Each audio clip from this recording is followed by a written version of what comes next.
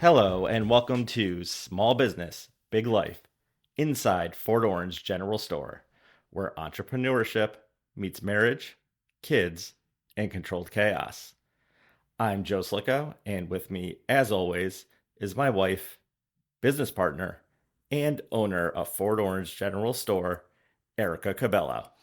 Hey Joe, how are you today? I'm doing very well today. How are you? I'm pretty good, thanks. In today's episode, we are going to discuss the highs and the lows of small business ownership, or as Eric and I were calling it earlier today, "'Twas the night before Christmas." Twas the night before Christmas. But before we get into that, as always, don't forget to please like or subscribe wherever you listen.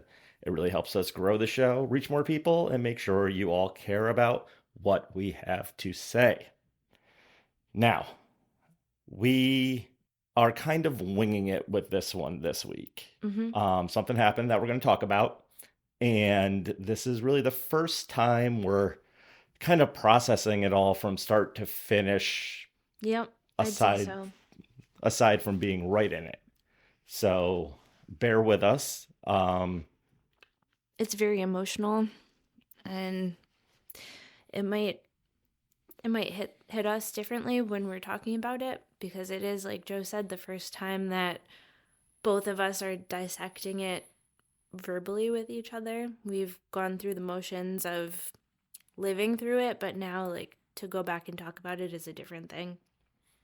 And it's taken us a little bit to decide whether or not we should talk about it or not. But like Joe said, we feel like we owe it to everybody to be transparent and honest. So here we go. Buckle up, right? As they say. Buckle up, Buttercup. So, um, we're going to set the stage. It is Christmas Eve. Mm-hmm. A very fun one. It was a great Christmas Eve. We hosted here at the house. We had the whole family over. All the kids were here, which is great and not always the case Mm-hmm. because of our diverse situations, as we will call them.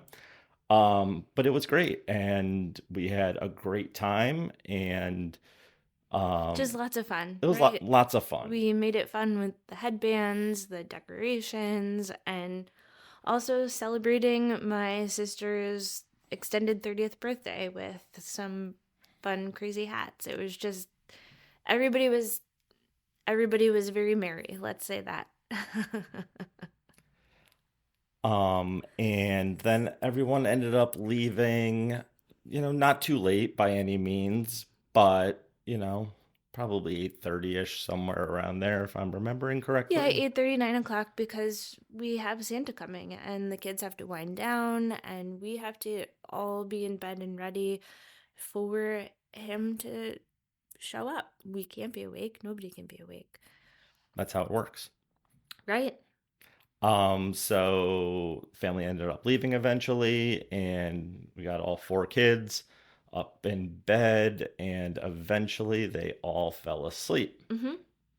Despite all the excitement, everybody was asleep, including myself. including Erica herself. So I wake up and it is about 12:45 a.m. Yep, Santa had just come, Mm-hmm. and thankfully, all went well. We'll just leave that there. Yeah, we were all asleep. He could come. Yep.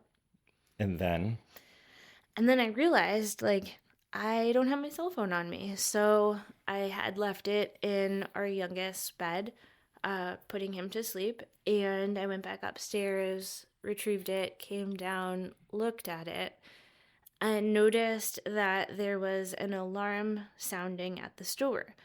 Um, and I don't know if this is lucky or not, but it wasn't alarming with sound. It was just alerting because I had the phone silenced and it wasn't properly set up.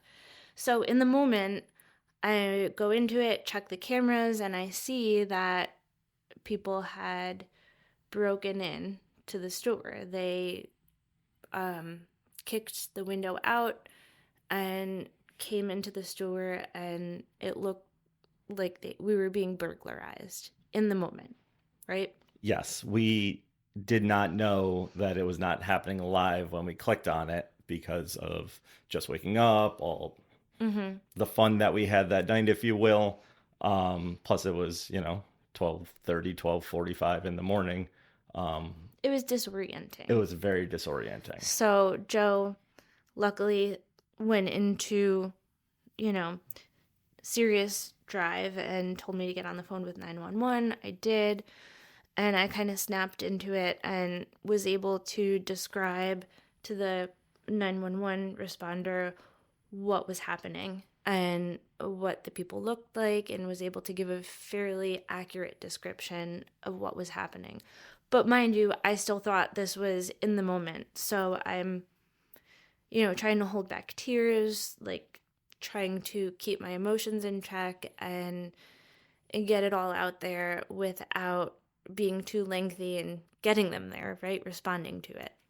So we get off the phone and um, Joe gets ready to go down to the store to meet the police, and I had to snap into like business mode at 1:15 in the morning, Christmas morning, and break out the laptop, get on the cameras, figure out whatever Joe was going to need me to figure out in the moment so we could deal with this quickly.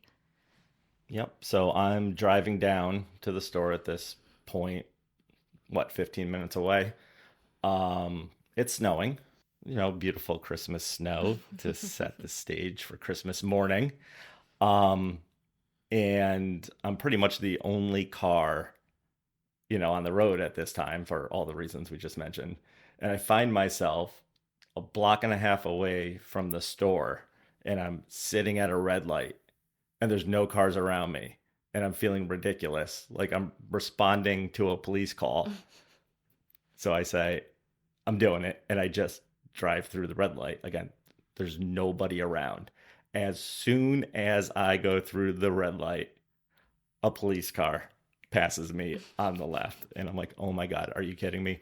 Luckily, they didn't stop me.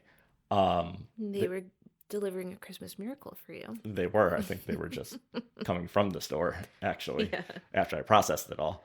So I get to the store, and it's a scene, it's something to walk into and see something that's yours, your baby, and violated. So the two individuals that broke into the store picked up a brick and attempted to smash one of the glass panes in one of our two front doors in.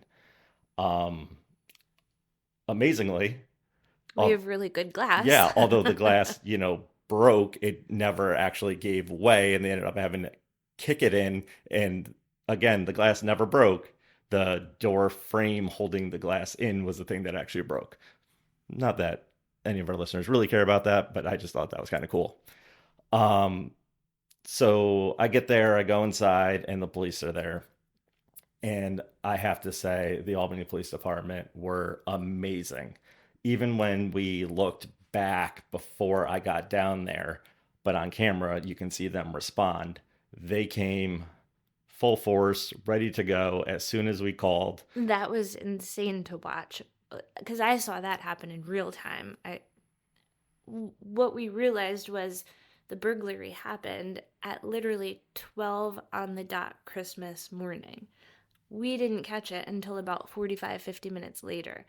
But by the time we called it in, I was already on the camera system watching things happen real time. And to see them respond and go in, it was like they were they were on their game, like yelling, "Show yourself!" Flashlights, like it was like you see in the movies. It was crazy, very strange. And so I get there, and they're there to meet me, and we start talking through everything.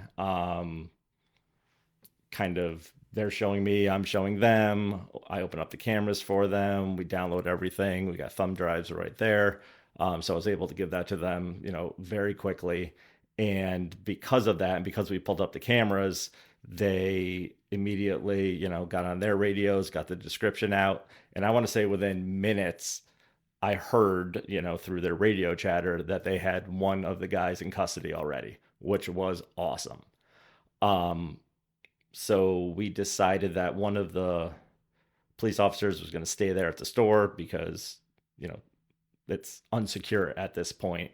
And I was going to go with one of the other officers down to the station to fill out the report, identify the items that were stolen, that they had just recovered, and so on. So we do that. I go down to the South Station. And again, they're just phenomenal. It's Christmas morning at this point. I feel horrible that I'm inconveniencing all these people, and all they're doing is apologizing to me about what happened and how bad they feel for us. Mm-hmm. And I'm doing the same thing back to them, and they were just great. But luckily, they came out, they had the majority of our items right there. I was able to identify them, and pretty quickly, I was out of there, go back to the store. Then we had to wait for the emergency maintenance crew to come in and board up the door for us. That took them, a little while to get there. Understandably, it's Christmas morning. So kind of cleaned up the mess that was. Noticed that some of the missing items were left in a garbage bag behind, so they weren't missing after all, which was really cool. Yeah, we got really lucky. We did. That not only they were able to capture both of, capture is the wrong word, but get into custody, find the two men that burglarized the store, but we're also probably going to get the majority of what was taken that night back. So in the long run, it's just a giant inconvenience, right? For a lot of people. For many people. I mean, down to our landlord that has to take emergency calls. She had to pick up the phone at 1:00 in the morning when I called, and she wasn't feeling well. And to our own kids and our family that we had to talk it through the next day and day after. Like, this was a trickle effect. It wasn't just, us. Right. There were a lot of people that this was not okay for. Right. So I end up getting home at 3:30-ish? It was about 3:30 in the morning. Somewhere around there. Eric and I are on the phone this whole time, either texting or talking, depending on where I was and what was around. But this gave us, a little bit of time to, I say fully recap what just happened, but not really fully because it's 3:30 in the morning, and we're exhausted. I mean, mind you, we're coming off of the holiday season where we're pulling crazy hours, working nonstop, busy, which was amazing. We had an excellent season, but we're exhausted, and we just hosted and cleaned up, and we want to be ready for the kids in 3 hours when they wake up. So let's back up and talk about that for a second. So we have 4 kids ranging in age from 16 all the way down to 3. So we had the conversation of what time is appropriate to wake up Christmas morning. And I think this is where I did one of my over planning rituals. And in all of our conversations, we agreed that we were going to hold off until about 7 to 7:15, which is when our youngest usually gets up anyway. Yes. So everyone agreed that that would be the time, but it would be contingent on when he woke up. So 7 at the earliest. So if he's up before then, we're all sitting tight. But when he gets up after 7, we can all do it. Everyone agrees to it. Everybody's happy. Well, you can imagine that Erica and I weren't waking right up at 7:00. No, we didn't get to bed until about 4:30, just from all the nerves and then closing our eyes and thinking about it all. it took us an hour to really fall asleep. So 4:30 we fall asleep. We're just out. And unbeknownst to us, our little one also was Had exhausted. quite a fun night the night prior. He was partying. So what was it? 8:15? It We was look at the clock. somewhere around there. I rolled over and I went, "Oh my God, it's after 8 o'clock." Mm-hmm. It was like Home Alone when they miss the flight. Like we're hitting our alarm clocks. Like because we have a schedule the next day. We have to meet the other families for the kids to have Christmas on the other side. So I think it was 8:06 that I looked at my clock and I was like, Joe, are you kidding me? And he's like, what? What? I'm like, oh my God. It was like the Home Alone morning. And so we scrambled to get up out of bed. Our youngest is still asleep. We had to go up and wake him up. We find out that the two middle boys are awake and being really, really good, distracting themselves and not waking anybody up. We have about what, 40 minutes to do Christmas. Yeah. Not even. Yep. Because you were to leave by 8:45. Right. And we decided that we weren't going to say anything Mm-hmm. to the kids. It's Christmas morning. It's not appropriate. It's not the time. Not their problem. We're not going to take anything away from the magic. Mm-hmm. Nope. So we had an awesome Christmas morning in 40 minutes, 45 minutes. It really was, wasn't it? It was the best. It really was. Yeah, we had a lot of fun. And the kids had a great Christmas morning. They opening did. presents, playing with them, and enjoying each other's company. Absolutely. Mm-hmm. So then we drop everybody off where Mm-hmm. they need to go. We get back and we have a couple hours to kill before we go to Erica's parents for Christmas Day, afternoonish, Yeah, late afternoon. dinner. Right, Christmas dinner.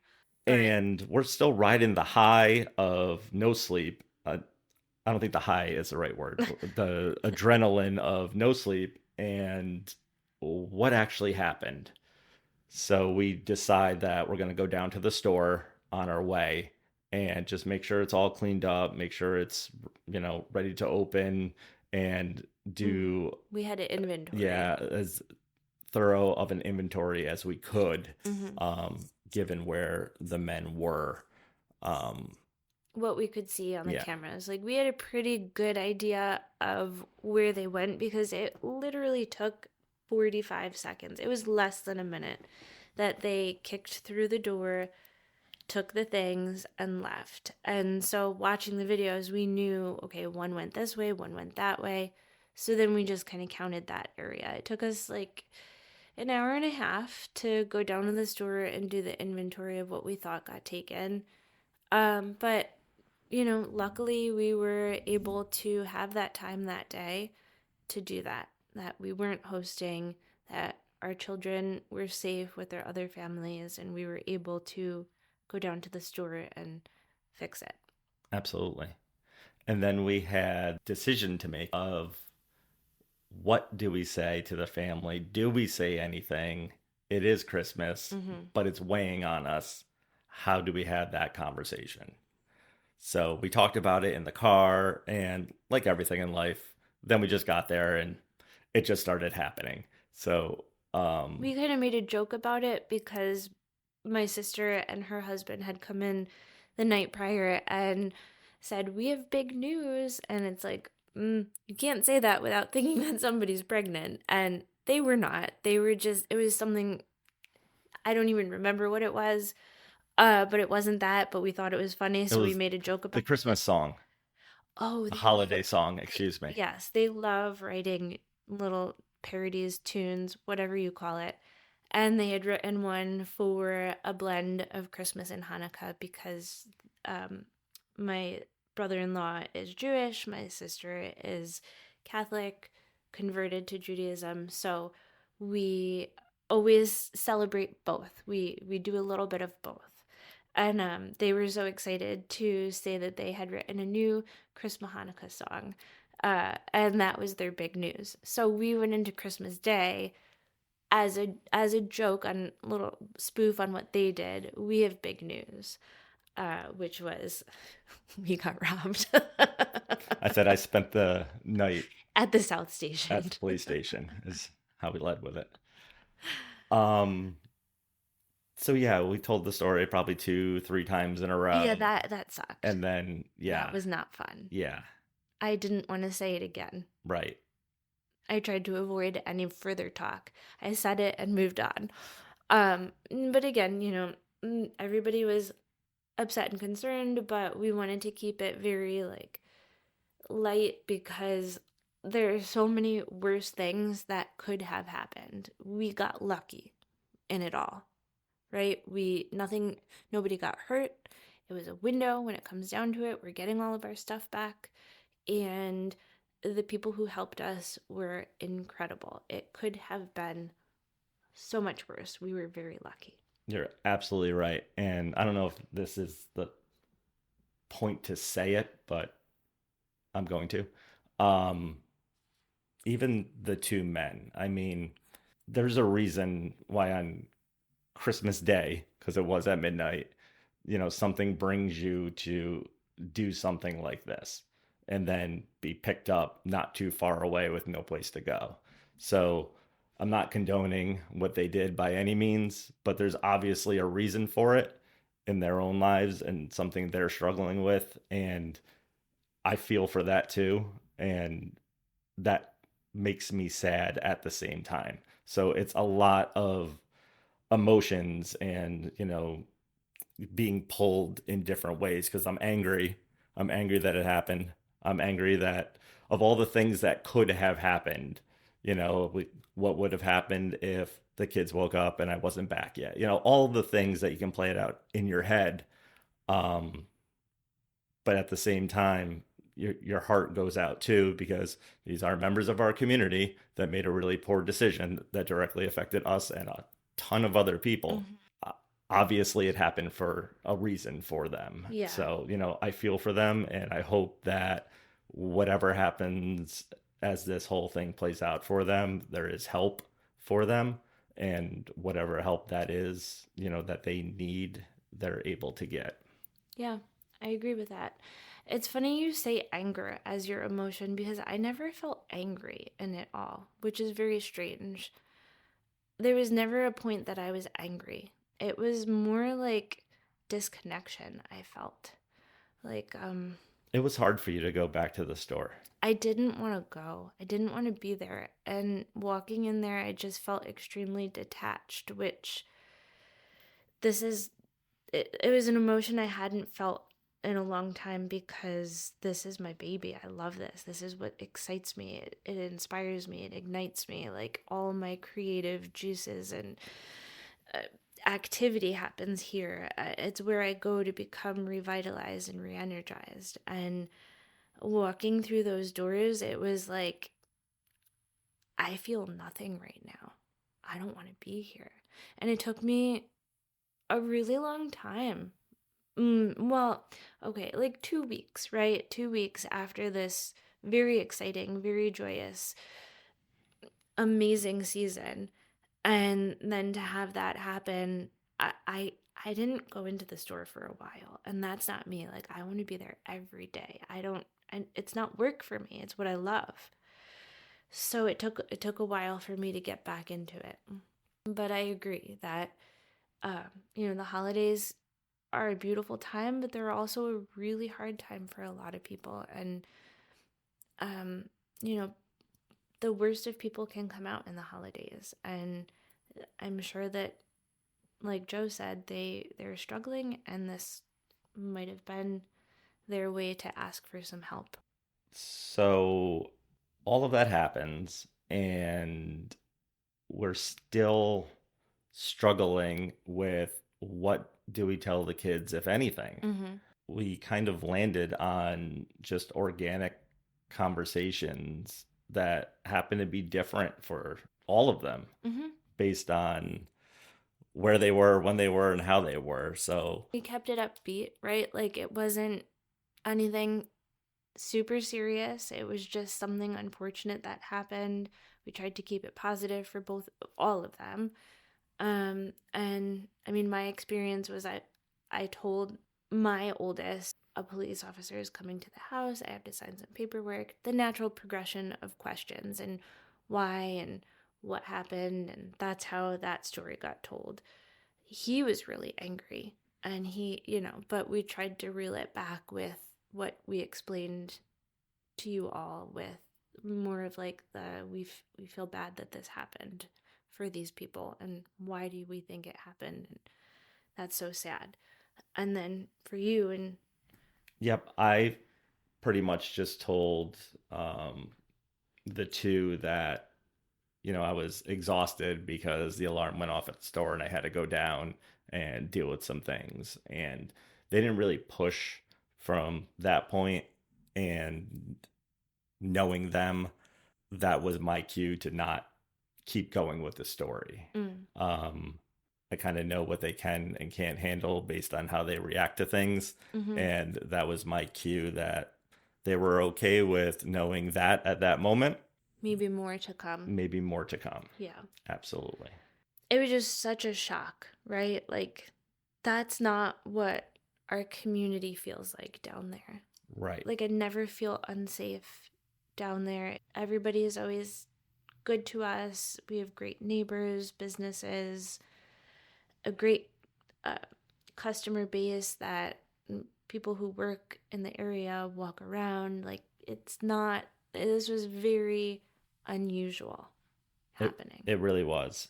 I don't know if we were planning on talking about this part, but a lot of people asked us why we didn't publicize this, why we didn't put this on social media when it happened, and so on and so forth. And it never really crossed my mind to. And I don't think it ever crossed your mind to, in that, like, I didn't want. cry for help sort of way, because it wasn't that sort of thing. No, we didn't need help. No. We got all the help we needed that night, like Joe explained. And, we just felt like it should be more of a private thing, because it's not our community. And we didn't want to make it feel a certain way. Right. We didn't want to sensationalize it either. No. Because it wasn't necessary to. Not we at all. weren't out, tons of money or anything like that. Like we said, we recouped or are recouping the vast majority, if not all of it. So it wasn't a thing to make a thing. Right, just to... not at all. But we feel like it's important to discuss on here because it's part of owning a business and the things that can happen, right, that you don't expect. And I feel like there are probably a lot of stories that go untold, that business owners deal with, that, it's part of what happens. You have to be very prepared for the unexpected. Absolutely. And I don't think Erica or I are sitting here saying this was the right way to do it and here's your blueprint by any means. This is more of a, we fought through it, not knowing what was happening, literally, at moments in time. So we're just sharing the thought process that we went through that led us to the decisions, right, wrong, or indifferent. Mm-hmm. And that doesn't mean, God forbid, something like this ever happens again, we do it the same way or we do it a different way.